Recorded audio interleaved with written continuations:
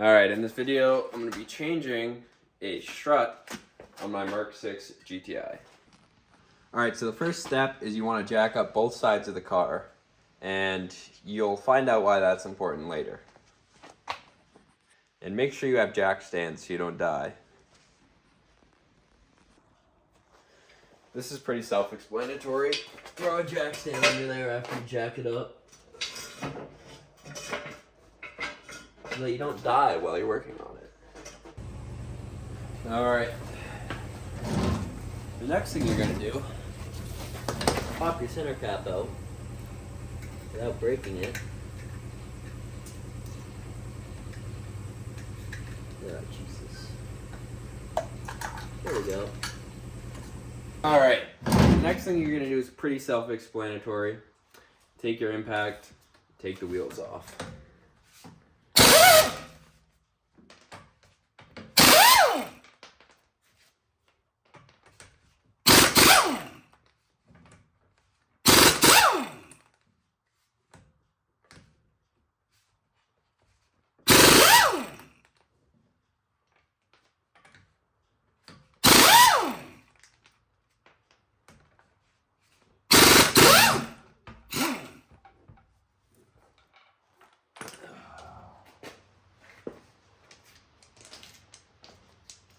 Don't lose your lug nuts.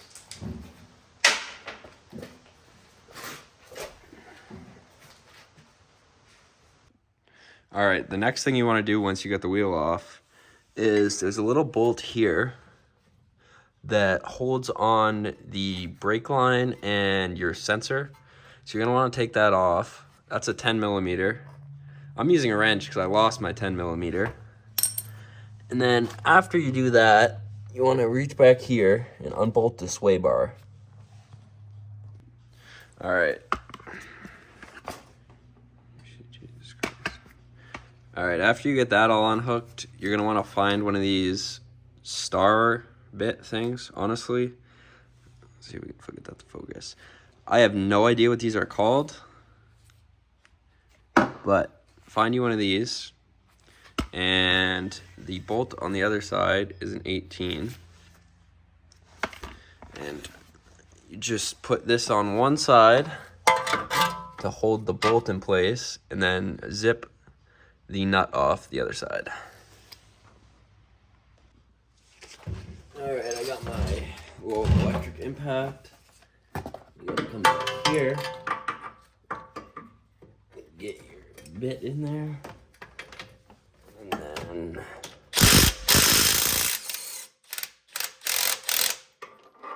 make sure your ratchet is facing the right way so it actually holds it. And then take the rest out.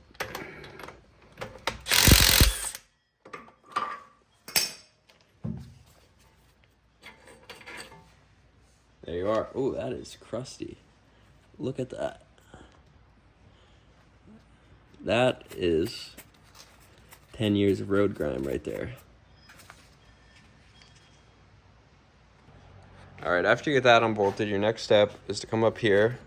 Some people might take this off, but personally, I think you can just sneak under there and get to those bolts. You want to take these bolts out, these 3 bolts right here. And yeah, don't mind this. Last time I was doing this, I was going to do them both at the same time. Took a little bit longer than I expected, and when I pulled up on this, it kind of broke. So if you're doing it yourself, you might want to take this out. I mean, you just got to take the windshield wipers off, but it's kind of a pain, so I didn't do it. Just kidding, I changed my mind. You want to take this out last because you want to be able to pull down on the coil and the mount and get it to slide out of the bottom first. If you take the top out first, you're never going to get the bottom out. So I'm going to retighten these bolts that I just loosened for no reason. And then we're going to head back down to the bottom and get that situated. Oh, yeah, those are nice and tight. where the strut mounts into the knuckle, as you can see here, there is a little space in the back. And I've seen a couple videos online where people used a spreader tool or made a spreader tool. But I personally didn't do that. So I'm going to show you how to do this without a spreader tool. So after you get this all undone, you get this bracket taken off and the sway bar end link. You actually are going to want to take out your axle. Now you don't need to take it out completely. You just need to take this nut off and then slide it out of the hub. And you also want to disconnect under here. You want to disconnect your ball joint from the lower control arm and separate that as well, because as you're pressing down on this, those are going to be giving you something to hold it back up. But when you take those out, there's nothing else holding it besides the knuckle, so you should be able to hammer on this and it should slide right out. We'll do the ball joint first.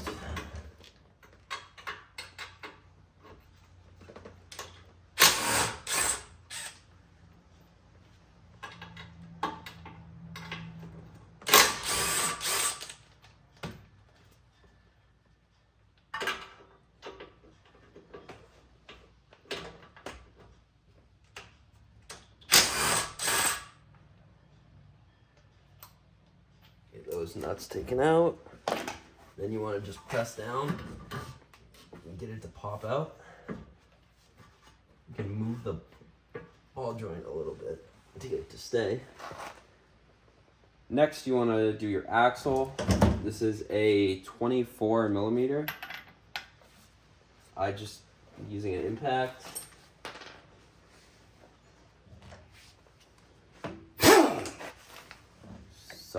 Put that puppy on there,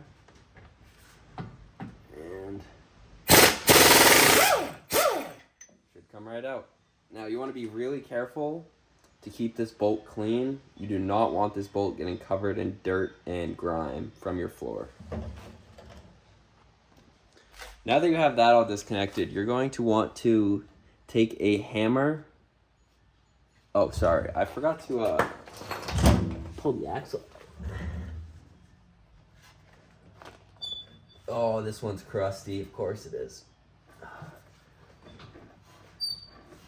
Oh, fuck.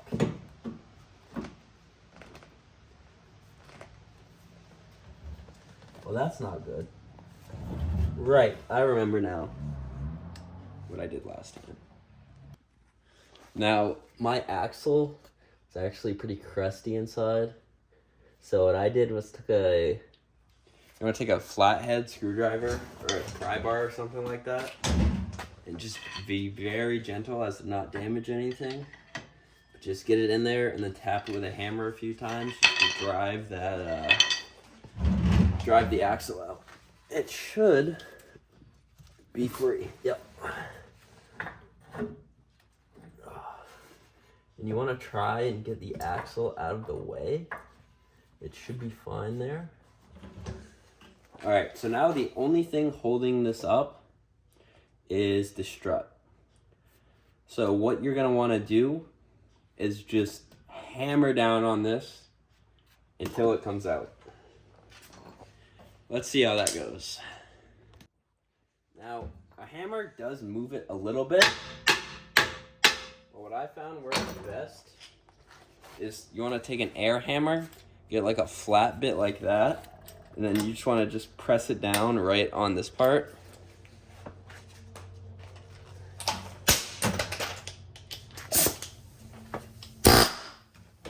Just like that. You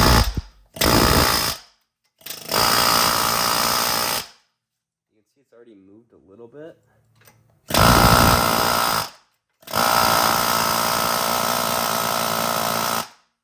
it's not going to free up easy. I think on the other side we struggled for something like an hour to try and get this loose. I mean, it's only moved like 1/8 of an inch so far, But you just gotta sit here and keep working at it until you get that strut out. It was giving me a real hard time to come down. As you can see, I got it down about 1 inch so far. What I ended up doing was taking a wedge here and sticking it in right where this bolt goes. Because if you feel in the back, there's a little space. So you hammer this down and then take a big hammer and hit on that. Be careful not to hit your brake line or your electrical line here. And I got it down about 1 inch so far. So just gonna keep hammering this. You keep hammering this down a little bit and then hit this and go back and forth until it pops out. All right, as you can see, using our wedge here, I got it out. Now, what you want to do, I didn't do a great job of this, but put a screw-on lug nut in, and then get something to hold it up so this isn't dangling so much. Mine's kind of dangling a little bit. It's a lot of stress on your tie rod, but it should be okay. Now, you want to take off these bolts under here, and your strut should pop right out. As you can see, I got those top bolts out, and our blown strut here is out. Now what you're gonna do is the exact same thing in reverse. You're gonna put the top in first. That way you have something to push against. And then you're just gonna pull this up and try and seat that onto the new strut. All right, we got the top in. So now what you wanna do is take a jack and put it under this brake rotor, and you want to slowly jack it up so this slides right in there. You actually want to put it under like the ball joint, not actually on the rotor. That way you're not damaging your brake rotors. 3 destroyed fingers later and a lot of work, I finally got the new strut jacked all the way up into the knuckle. As you can see, once you get it up in there, you can just drop the jack and it'll hold. Now, because there's a little tab at the back that holds it in place, now you want to put your new bolt in, or I'm reusing the old bolt. And then after you do that, get the axle back in, get the control arm back in, sway bar, and then you're done.